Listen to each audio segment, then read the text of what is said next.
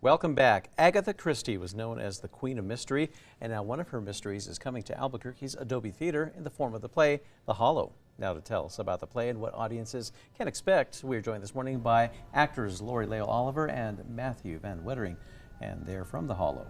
It's a pleasure to have you both with us. Thank you. Thank you for having us. Yeah. Thanks. Absolutely. So, again, you know, for a lot of Agatha Christie fans out there, and myself for one or two of her books included, this is great that it's coming to life on the stage in the theater. That's what we love to kind of see happen. So, Lori, let's kind of start with you. Let's talk about your role and what you're bringing to the project. Well, I'm playing Lady Lucy Angatel, and she is Agatha Christie's grande dame of comedic characters. Okay. She's a blast to play. She's very scattered. It's so difficult to follow her conversation. Also difficult to memorize the lines because I don't think the way she does. Probably would be diagnosed with ADHD at this point in time, but in the early 50s, not so much. Yeah. People just thought she was batty. Yeah. Okay. Yeah.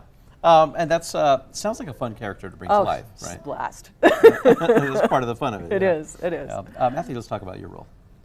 I play John Christo, and John is a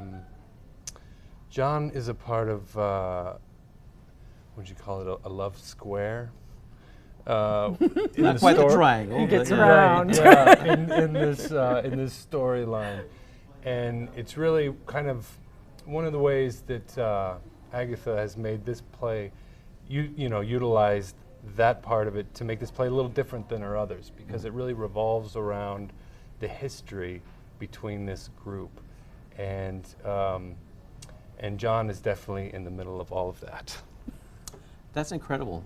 Some of the scenes and some of the shots there from the production right there, and like you say, you know, from a different time era, of course, you know, when during Agatha Christie's life, and how was it? What's the challenge in adapting it for somebody to understand today? Oh, maybe the entitlement of folks. Of you this know, particular group. You know, definitely. they're very wealthy, and there's one young woman, Midge, who has to work, but everybody else has always had money. They've never had to work, and they're generous with others, but. I think most of us these days don't have that in our lives.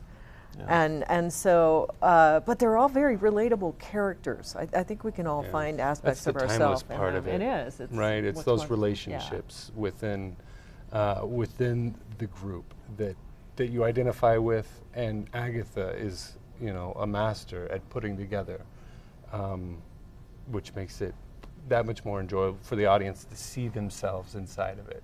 You know? Well, and speaking of that, and kind of, you know, playing off that a little bit here, each of you, what would you hope that audiences kind of take away from the performance and the actual story itself? First of all, I hope they laugh, and I hope that they, you know, maybe feel for these characters. Yeah, see themselves in that, because, like, you know, like I said about their past, right? The connections that they've made throughout their life have brought them to this point, and you know, history, our actions never really go away. Especially in this day and age, we can definitely see that with social media and everything's being cataloged on the internet. But even back then, in our memories, we can't run away from what we've done in any way. Yeah. Much luck, wish to each of you and the rest of the cast and crew, and for a wonderful production right there. Thank you. Absolutely. October 13th through the November the 5th, right? Correct. Adobe Theater, something you don't want to miss out on. Take the whole family out and get a little bit of humor with the mystery, right?